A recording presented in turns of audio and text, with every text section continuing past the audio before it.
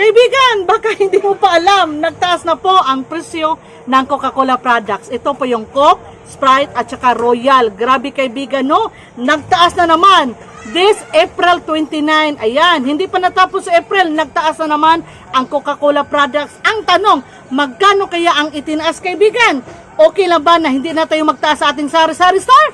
Baka okay lang, no? Kung hindi naman masyadong mataas ang itinaas, hindi na tayo magdagdag ng presyo sa ating tindahan. Pero pag masyadong mataas ang idinagdag ng ating supplier at wholesaler sa mga Coca-Cola products, of course kaibigan, kailangan magdagdag talaga tayo para hindi malugi ang ating sari-sari store business. Ayan mga kaibigan, mag-order na tayo no sa ating soaking supplier at wholesaler ng mga soft drinks at alak. Nabalitaan ko kaibigan na magtataas daw ang Coca-Cola products, yon yung Sprite, Royal, tsaka Coke. So ngayon, i-check natin mamaya, magtatawag tayo sa ating supplier, no? Saktong-sakto, malapit nang maubos yung aking mga stocks. Dito kaibigan, no? Ayan, wala na yung laman, 5 cases ng maliliit, 4 na cases na litro ng soft drinks, at saka 6 na beer. Wala na silang laman kaibigan, pero meron pa naman sa ating refrigerator. Hindi pa naman tayo naubusan. So bago talaga tayo tuluyang maubusan mga paninda, ayan, dapat mag-order na tayo. At ang gusto ko talagang malaman kung totoo ba na nagmahal, nagtaas ang Coca-Cola products. Coca-Cola products na naman kaibigan, ang Pepsi products hindi naman daw nagtaas, at saka yung beer. I-check natin mamaya, tatawagan natin yung ating wholesaler at supplier kung totoo ba no na nagtaas or magtataas, nagtaas na ba talaga no sa presyo kaibigan no, paki-comment no kung nagtaas na ba talaga ang presyo ng Coca-Cola products. Noon kaibigan, tingnan ko yung aking old na resibo. Nag-order ako mga 3 araw ng nakaraan. Asa na yun? Ay, dito. O, 412 pala kaibigan. 412 yung malalaki, yung Coke litro. Yung maliliit, 220. Ito yung unang presyo kaibigan na, mga ilang araw na or 1 week. Or 3 araw kaibigan kasi nagpa-deliver ako. 412 mga Coca-Cola na litro, isang case. At yung maliliit, 220. Ngayon, nakabalita ako na nagtaas si Coca-Cola. So ngayon, tatawagan natin yung ating supplier. Nakalista na yung o-orderin ko kaibigan. Ito yung o-orderin ko. I-check natin, no? Kailangan malaman natin ang presyo kaibigan, mga latest presyuhan ng mga produkto para maiwasan po natin yung pagkalugi ng ating negosyo.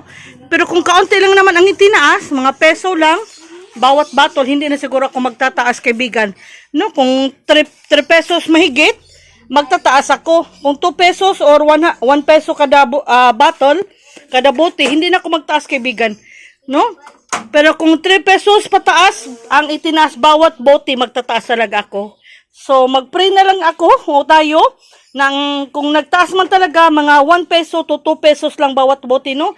Para hindi na natin kailangan magtaas pa. Kawawa yung ating mga customers kaibigan, mahirapan sila. At tayo rin po, dahil masyadong lalaki na yung, magiging malaki na talaga yung puhunan natin. Mahirapan na tayo kaibigan. Kaya sana, kung magtaas man mga 1 peso lang kada bote or 2 pesos, okay na yun kaibigan. At hindi na natin kailangan magtaas pa no, sa ating bintahan sa ating mga customers kung hanggang 2 pesos lang naman ang itinaas. Pero hindi pa rin ako sure. So, tatawagan ko muna ang aking supplier ng Coca-Cola products, pati supplier ko ng alak. Isa lang yun, supplier ng alak, soft drinks, at saka sigarilyo.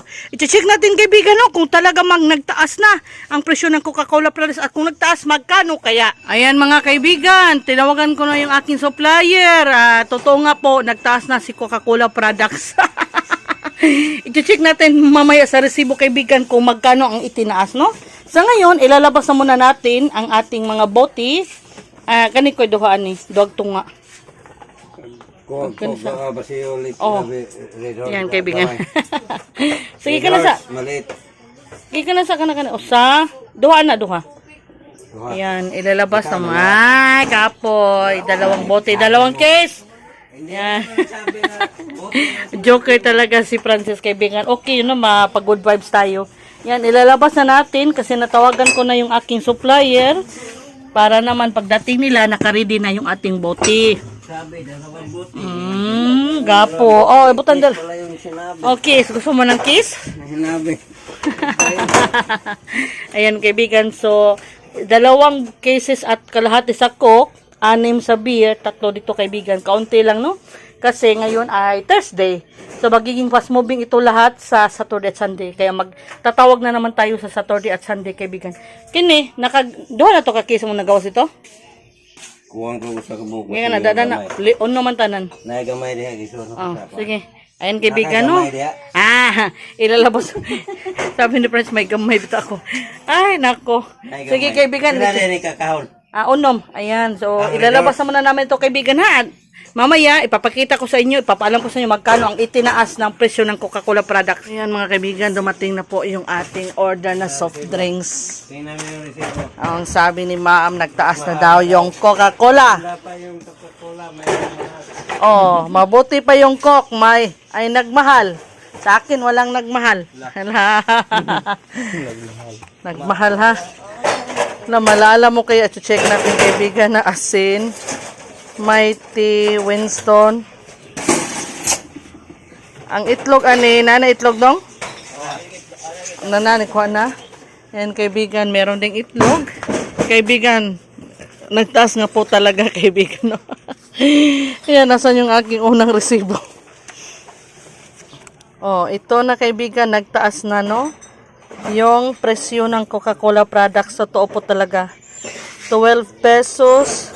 Sa malaki na soft drinks, kaibigan, yung litro nagtaas to ng 12 pesos kada case.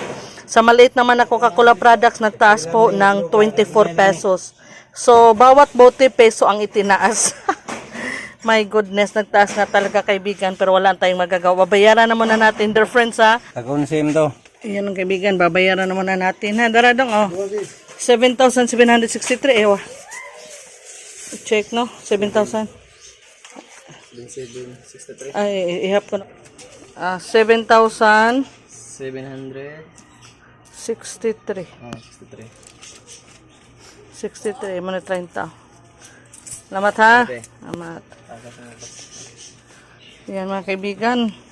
Again, katulad ng sinabi ko kanina, few minutes back, nagtaas na po, kaibigan, ang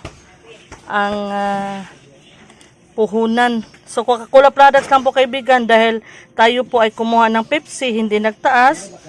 Si Sting at saka yung beer, no, San Miguel tsaka si Red Horse, hindi nagtaas.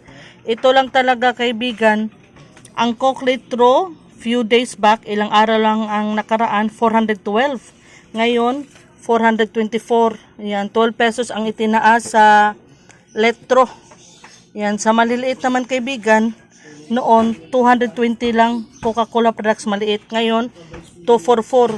244. So, 24 pesos. So, ang itinaas po sa presyo ng Coca-Cola sa aking wholesaler supplier, yung litro, isang case, nagtaas ng 12 pesos. Yung maliit na mga Coca-Cola products, nagtaas ng 24 pesos. So, all in all, 1 peso bawat bote. So, isa, kaibigan, ito, bawat bote, 1 peso. Itong malaki, 1 peso lang ang itinaas. So, dahil 1 peso lang, katulad sinabi ko kanina, hindi ako magtataas, kaibigan. 1 peso lang naman bawat bote ang itinaas. So, no need na magtaas, no? Kasi pag magtaas tayo, mahirapan masyado yung ating mga suki. Katulad sinabi ko, magtataas lang ako kung 3 pesos mahigit ang itinaas bawat bote. Pero sa pag-check ko sa resibo, kaibigan, ito ang old receipt, ito yung bago. So again, sa 1 litro, 1 case, 12 pesos ang itinaas. Sa maliit na Coca-Cola products, 24 pesos ang itinaas. So, 1 litro, 1 bote, peso ang itinaas. Sa maliliit na Coca-Cola products, yung Royal Sprite, Coke, 1 bote maliit, 1 peso rin itinaas. So, same pa rin. Ang bintahan ni Ate GB, hindi na ako magtataas, kaibigan, kasi 1 peso lang naman bawat bote. Hindi na tayo magtaas, kaibigan, para dito pa rin bibili sa atin yung ating mga customers at saka yung ating mga kapitbahay, no? No din na magtaas, basta kaunti lang ang idinagdag, no? Sa wholesaler at supplier. Makakatulong ito, kaibigan, no? Hindi ka mawawala ng customers, bagkus dyan pa rin bibili. Kasi malalaman nila sa ibang tindahan na nagtaas na, pero ikaw hindi pa rin nagtaas, so dadami talagang suki sa iyong tindahan. Makakatulong po ito para lalong lalago ng mabilis ang ating sari-sari store business.